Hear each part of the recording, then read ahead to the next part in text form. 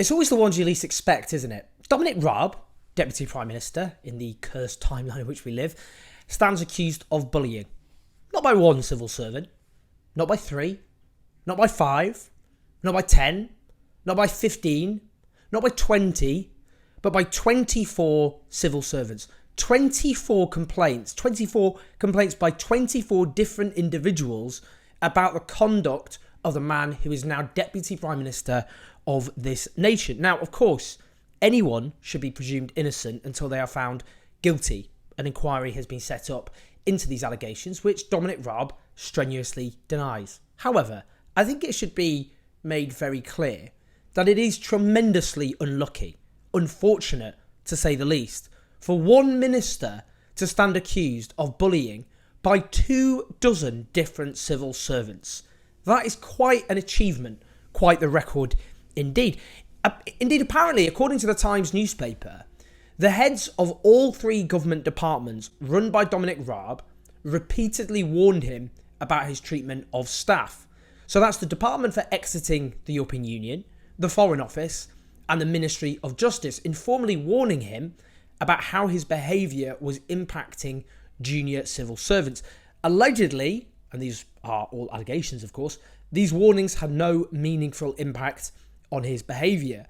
He is alleged to have belittled staff, repeatedly making unreasonable demands that left some suffering mental health crises. And to be clear, there is nothing funny about these allegations. They are very serious indeed.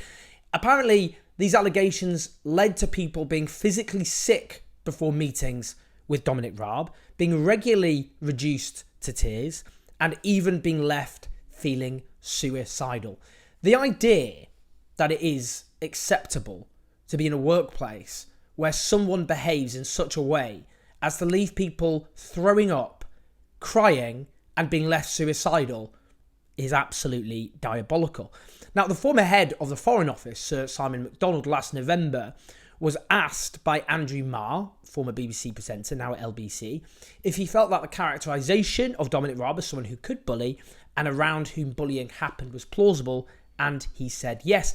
I think it's important to just make that point because it is rare indeed for civil servants, mandarins as they're often called, because we in fact people talk about Mandarin speak, where civil servants, even when they speak publicly, do so in very restrained terms, even when they finished their jobs. Now, let's listen to our Prime Minister, for now, Rishi Sunak, who was asked if he knew about informal complaints about Raab's behaviour before he was appointed. Were there any concerns, even informal ones, raised with you about the conduct of Dominic Raab before you appointed him as your deputy?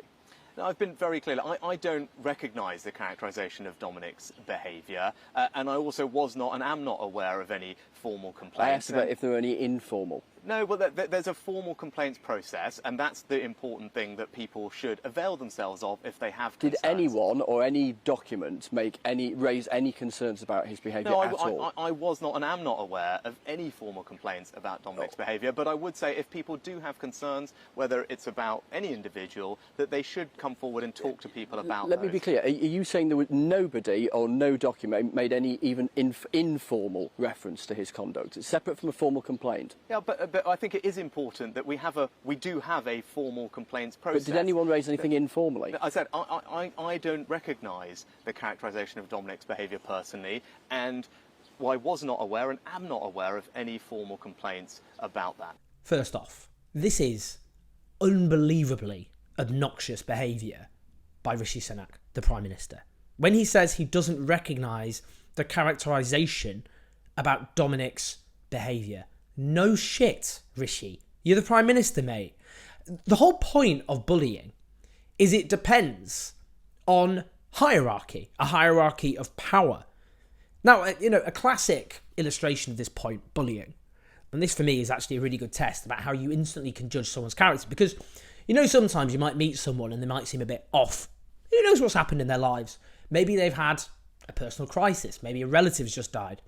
But the key test about the character of a person is this, that if they are nice to you, but they are not nice to the waiter, then they are not a nice person.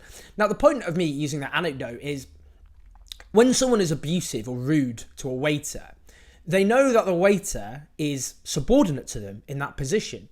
they lack the ability to speak back. A culture which basically says the customer is always right, or king. It's not quite as much as the United States, but it's getting there. That if you are at a restaurant, a waiter feels in a subordinate position and fears that a complaint could be made against them to their manager, which could risk their employment. That customer is a paying customer, and therefore the restaurant depends on their customer. This is just one example. It's about how people judge in their heads. They think to themselves, that person's inferior to me, they're subordinate to me, and I can speak to them how I want and treat them how I want, and I may not suffer any retribution or consequences myself. In fact, they're the ones who will suffer any consequences.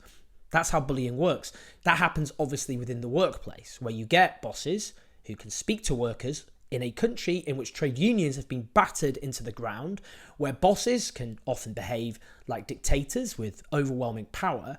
And because of that, because they know that their employees depend on them for their livelihoods, that they depend on them to be paid, to keep their jobs, that they may well, obviously, they may be seeking to advance in their career, to rise the ranks, to get promotions, to get better paid, that therefore the boss has huge amounts of power. They can determine the entire future. The future of those workers is in the hands often of a single individual. That is how workplaces can be often very tyrannical. So what you can see clearly, that's how bullying works. I mean, it's ridiculous I have to spell it out, to be honest, but clearly the Prime Minister of the country doesn't understand this. Obviously, Dominic Raab's not going to bully Rishi Sunak, is he? He's in charge of him. He's the Prime Minister. He, in theory, could sack Dominic Raab. Now, the fact he allegedly didn't know about the allegations against Dominic Raab, I mean, he's pretty thick, if that's the case, isn't it? He didn't know about Nadim Zahawi either, even though that was all over the news before he was appointed, that he was being investigated.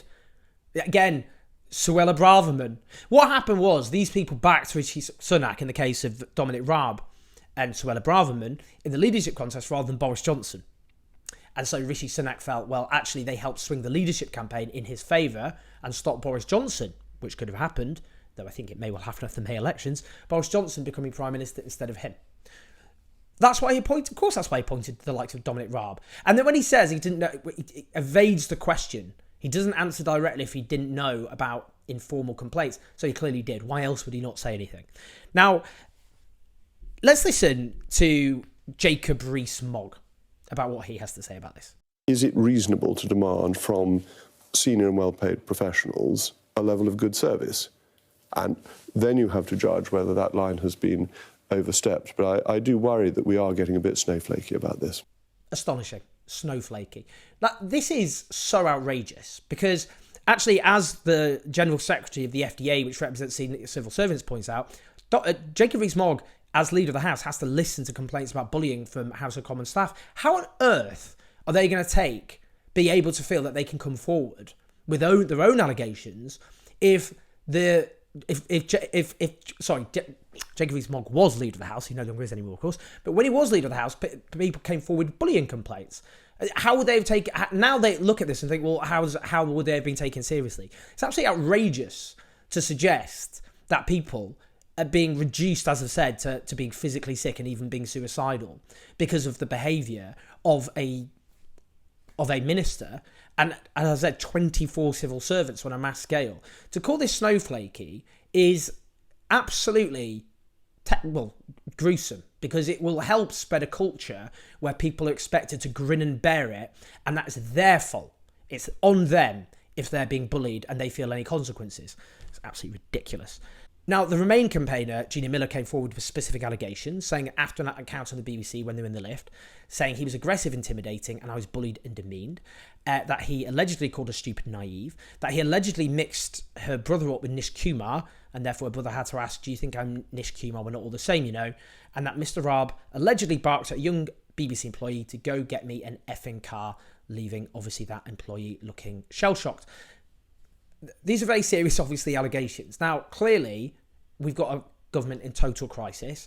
Rishi Sunak is obviously completely oblivious to the world around him, including not knowing about allegations which were very widely known and understood. The fact is, he clearly, I would imagine, knew about all of this, unless, again, he's stupid. So he's either stupid or cynical. And the cynical side is obviously that in exchange for them backing him during the leadership contest, he was willing to put this to one side.